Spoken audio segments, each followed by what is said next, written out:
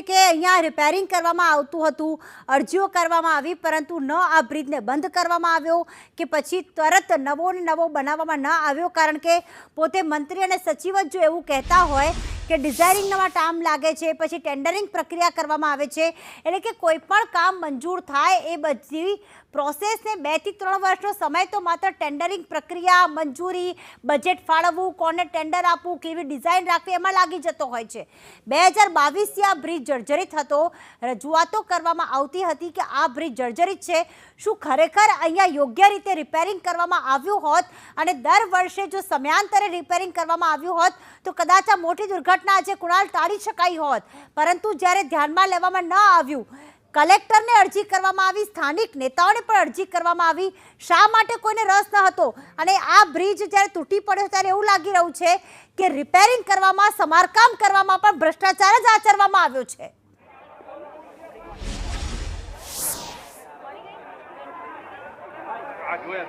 પાદરાના પૂર્વ ધારાસભ્ય યશપાલસિંહ પડિયાર પણ અહીંયા સ્થળ ઉપર આવી ગયા છે. તેમની સાથે વાત કરીએ. તેમણે પણ રજૂઆતો કરી હતી આ બ્રિજ મામલે. યશપાલભાઈ, આ જે રીતે આ બ્રિજ પડ્યો છે, આ તંત્રની કેટલી મોટી લાપરવાહી તમે માનો છો? સ્થાનિકો એવું કહે છે કે વારંવાર રજૂઆતો કરી છે, કોઈએ ધ્યાને ન લીધી. વારંવાર ખૂબ જ દુઃખદ ઘટના તો સામે આવી, જેના લીધે અનેકો લોકોને ભોગ બનવાનો વારો આવ્યો છે. એના માટે ખૂબ દુઃખદાયક આ ઘટના છે.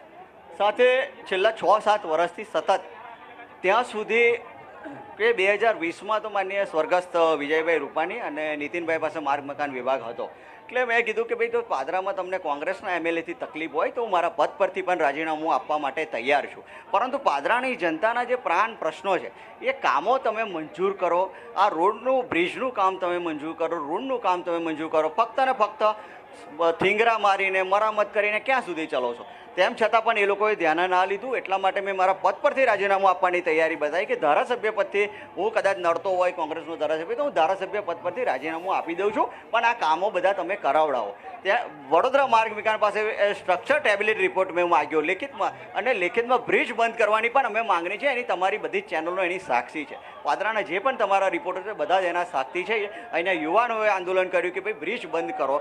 તમે કમસે કમ બ્રિજ બંધ ના કરો તો લોડેડ વાહનોને તો ડાયવર્ઝન આપો અહીંયાથી, લોડેડ વાહનો માટે બ્રિજ બંધ કરો.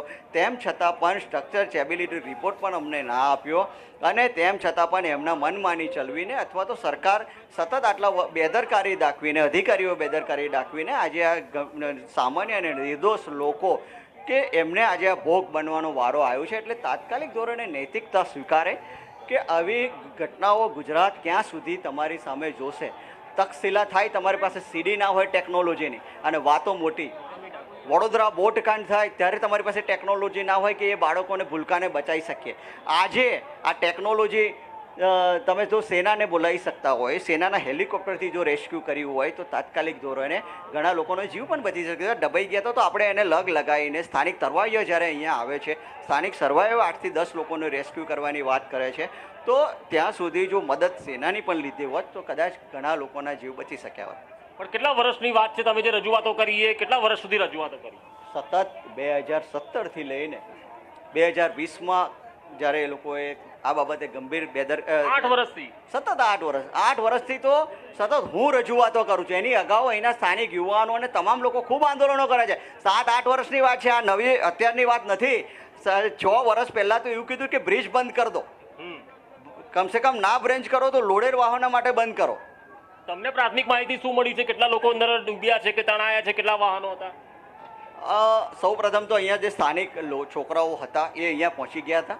એકલબારા ગામના હોય, મુશપુરના હોય, પછી ડબકાના જે લોકો છે એમને મેં તાત્કાલિક ફોન કર્યો કે ભાઈ તમારી જ પાસે જે બોટ છે એ લઈને અહીંયા આવો. એટલે ડબકાના પૂર્વ સરપંચ છે, સરપંચશ્રીને તાત્કાલિક જાય. એ લોકો અહીંયા પહોંચ્યા. સ્થાનિકો અહીંયા જે સરવૈયાઓ એ પહોંચ્યા હતા. એટલે એમનાથી લગભગ 7-8 લોકોને એમને રેસ્ક્યુ કરીને કાઢવાનો પ્રયત્ન કર્યો અને કાઢ્યા પણ છે. તેમ છતાં એ લોકો જ્યારે અહીંયા હતા ત્યારે મેં સવારે મને જેવી જાણ થઈ 7:45 વાગે, એટલે તાત્કાલિક માનનીય કલેક્ટરશ્રીને આ બાબતે જાણ કરી, અને છોકરાઓ તો તરત જ આવી ગયા હતા. વિથિન 10-15 મિનિટ કેટલા કાઢ્યા છે?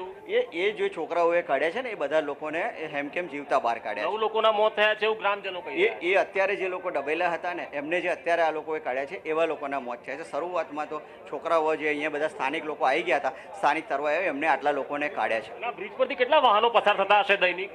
આ બ્રિજ સૌરાષ્ટ્રને જોડતો રોડ છે. દહેજ અને આ બાજુ કંડલા સુધી જાય એટલે મોટી મોટી ભારદારી વાહનોનો આ લોકો બ્રિજનો અહીંયા ઉપયોગ થાય છે. એટલે ખૂબ મોટા પ્રમાણમાં વાહનો અહીંયાથી જાય છે. સાથે સામે કિનારાથી નોકરિયાત વર્ગ હોય છે એ પણ ખૂબ આવે છે. પાદરાનું માર્કેટ ખૂબ મોટું છે શાકભાજીનું, એના કારણે શાકભાજીવાળા પણ સવારનો ટાઈમ હોય એટલે ખૂબ મોટા પ્રમાણમાં શાકભાજી લઈને પાદરા માર્કેટ સુધી પહોંચતા હોય છે. એટલે ઘણા બધા લોકોને લોકો આનાથી અવર જવર કરતા હતા. અને કેટલા કરોડના ખર્ચે આ બ્રિજ બન્યો હતો?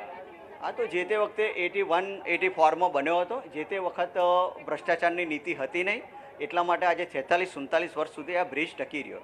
એટલે જે તે વખતે અંદાજ તો નથી, પરંતુ ખૂબ સારી કામગીરી જે તે વખતે થઈ, એના કારણે આજે 47 વર્ષ સુધી આજે આ બ્રિજ મેન્ટેનન્સ ના થયું, સ્ટ્રક્ચર સ્ટેબિલિટી મેન્ટેનન્સ દર વખતે ઠીંગરા મારવાના, ખાડા પૂરવાના આ જ કામ કરે, પણ એને વ્યવસ્થિત રીતે જે નીચેથી આખું કામ કરવું પડે વ્યવસ્થિત એ કરવું પડે, એ બધું એ લોકોએ નથી કર્યું. આતા જસપાલસિંહ પડિયાર પાદરાના જ પૂર્વ ધારાસભ્ય છે. તેમનું કહેવું છે કે 8 વર્ષ સુધી તેમને રજૂઆતો કરી, જી સરકારના તમામ એજન્સીઓ મારફતે તેમને રજૂઆત કરી, પરંતુ કોઈએ કાને વાત ધ્યાન પર ના લીધી. આ સૌરાષ્ટ્ર જોડતો બ્રિજ છે એટલે મોટી સંખ્યામાં ભારદારી વાહનો પસાર થતા હતા અને આખરે આ બ્રિજ ધરાશાયી થયો છે અને લોકો મોતને ભેટ્યા છે. બિલકુલ, યુવાનો આંદોલન કરે, નેતાઓ રજૂઆત કરે, પરંતુ કાને વાત નથી લેવામાં આવતી અને આજે આ દુર્ઘટના ઘટી છે. અને હવે એ થશે કે ગુજરાતમાં કેટલા બ્રિજ જર્જરિત છે તેને બંધ કરો, પણ પહેલાથી જો બંધ કર્યા હોત તો આજે આ ગુજરાતને આ દિવસ જોવાનો વારો ના આવ્યો હોત.